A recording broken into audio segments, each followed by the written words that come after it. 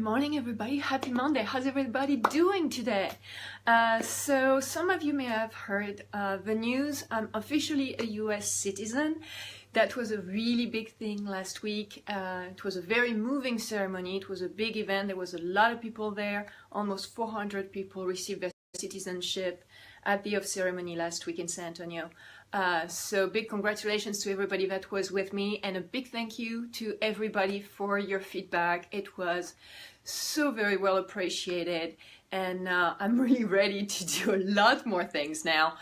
So that's going to be very exciting. What I would like to talk about today is the difference between generosity and deselfing, and that's a request. That's something that I've been requested to talk about. So when I mentioned to you, hey, if there is anything you want me to cover, let me know and I will. So this has been a request, and now I'm covering it. The difference between generosity and deselfing is when we are being generous, we are in a state of giving. We actually want to give, and there is a joy about giving, and we are doing it completely willingly. We are very purposeful in the process, and we're generous in a way that it looks like we're giving a lot, but really we're only giving as much as what is available for us to give. So whatever we have, somebody may seem, will interpret that as generous, when really on our end we're giving what is available, and we are doing it willingly, and we are doing it with joy. Man, I can't talk this morning. So the difference with deselfing is when we are actually being less authentic with ourselves. We are going to want to give, however, we are also losing a little bit of ourselves in the process, and that is a very fine line that we need to look at.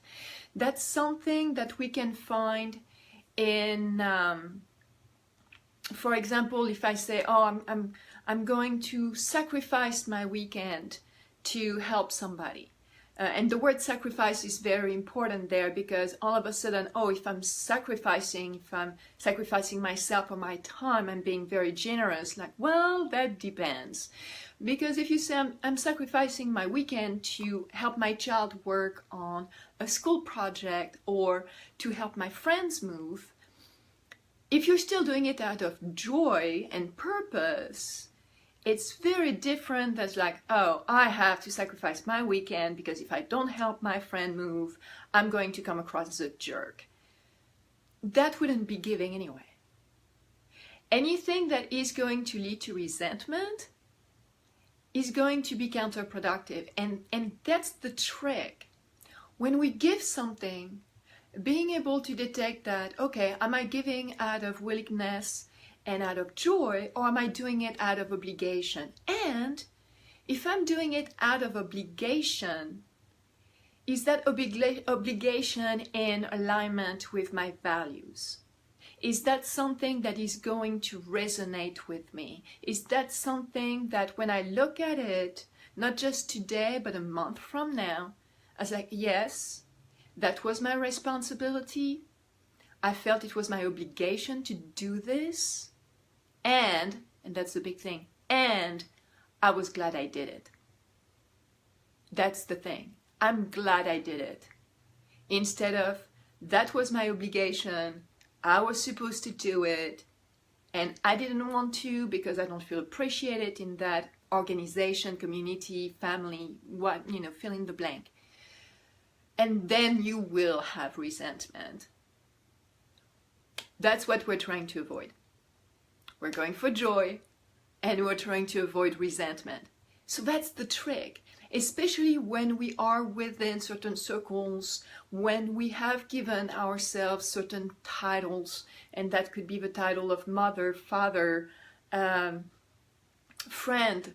When we say, oh, I am a friend, therefore this is what I'm supposed to do, or I am a wife, therefore this is what I'm supposed to do. I am a husband, therefore this is what I am supposed to do. Well, that depends on your agreements at the beginning. Because one thing that is absolutely fascinating to me and very exciting and stimulating is have relationships especially intimate relationships, even professional relationships, are morphing in our culture. Being a wife doesn't mean the same thing today that it did 50 years ago. It doesn't. And being a boss, thank God, doesn't mean the same thing today that it did 50 years ago. We are actually shifting things in a way that we are developing connections, and we're developing connections addressing the authentic self compared to what we are supposed to be, what we are supposed to do, and the expectations that we put upon other people. And that's a two-way street, like everything else, okay? This is up to us to figure out where our boundaries are, what is available for us to give, and if we give it, are we going to be okay with the result? As in, this is what I did and I'm glad I did. Now, if you don't feel appreciated, that's a different story. But that doesn't change the intention to begin with. Or if we're really stretching our boundaries to the point that we don't even recognize ourselves, or that we have to give up a piece of who we are in order to see that process through. And that's a very dangerous, counterproductive road to go down to. And that's a thing that a lot of women have done. I go back to women because, well, that's the theme. I am one. I can relate. These are the people that I help first. It's like, we have been told, be a wife, be a lover, be a mother, be a professional, be all of that. And if that means that you have to give up who you are, then we are deselfing. We are no longer generously being all those things. We are deselfing, we are giving up, we're abandoning, we are betraying who we are. And we're trying to avoid that. Does that make sense? Okay, perfect. All right. So, my homework for you today. See if there is an area in your life where when you feel you're giving something, it doesn't really feel good. And we can all do that. We're all able to do that.